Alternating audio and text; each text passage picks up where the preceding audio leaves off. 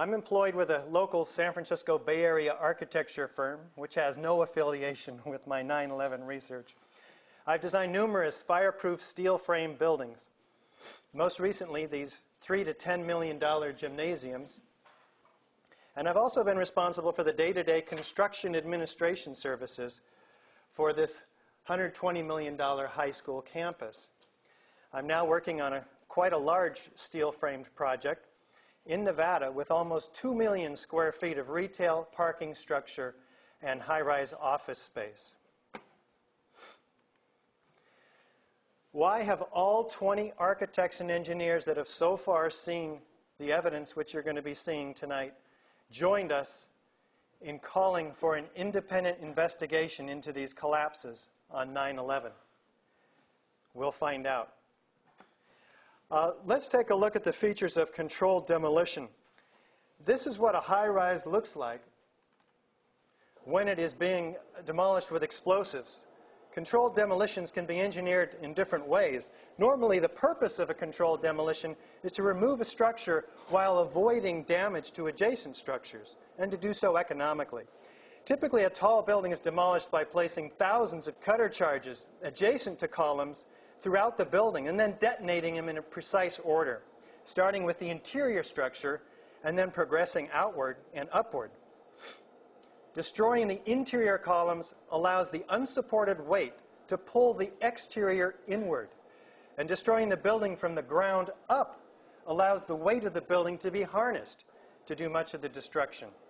The result is an implosion, producing a vertical collapse at free fall speed into a consolidated rubble pile ready for loading and shipment.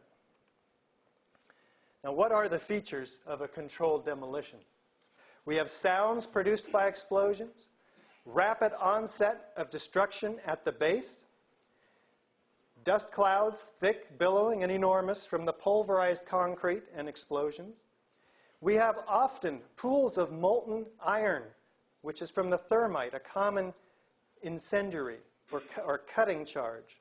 We have demolition waves that remove the column support all around the perimeter of a building all at once.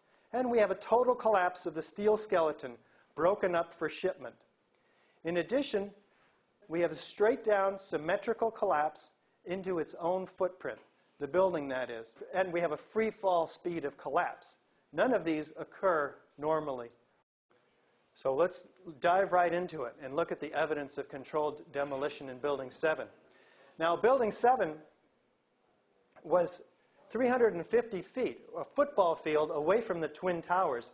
It's a 47-story skyscraper that many of you may not even have been aware was brought down on 9/11.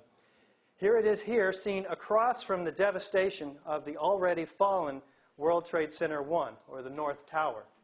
It had a couple of fires that were visible in the photographs on the 7th and the 12th floors.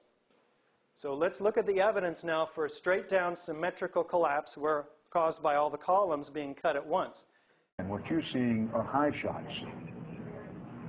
Now, here we're going to show you a videotape of the collapse itself. Describe that. Now we go to videotape, the collapse of this building.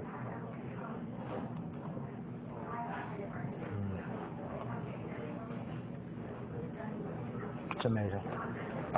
Amazing, incredible, pick your word.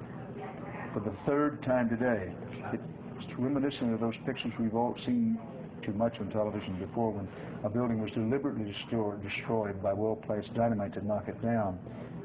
So the newscasters do tend to tell the truth on the first day, and then somehow the story gets shifted. Deliberately destroyed by well-placed dynamite to knock it down. Now, that's what it looks like. How many of you have ever seen a controlled demolition on TV? It kind of looks like this, doesn't it? Let's take a look. Here's another view from NBC. Straight down, symmetrical, into its own footprint. The only thing that can cause this is if all of the perimeter columns, in this case 81 of them, and 24 core columns are cut at once. In fact, to bring the penthouse down, you have to cut the interior just a fraction of a second prior to the exterior, again, which causes the exterior walls to fall. Straight down rapidly in this case, 6.5 seconds.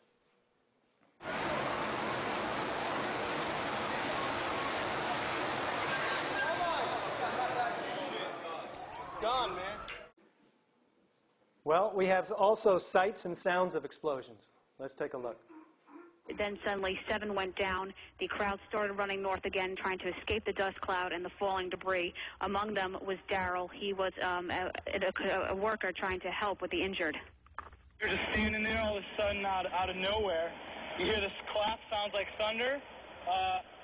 The building had shock waves going through. You could see a shock wave go up, the windows blast out. You know, it was like I thought I was watching a movie. It was so, I mean, I can't believe this is happening. You know, it's really ridiculous. But you know, came down floor by floor. Structure stayed intact until it all hit the ground. So first, the sound of a clap of thunder, a shock wave ripping through the buildings, and then the building coming down.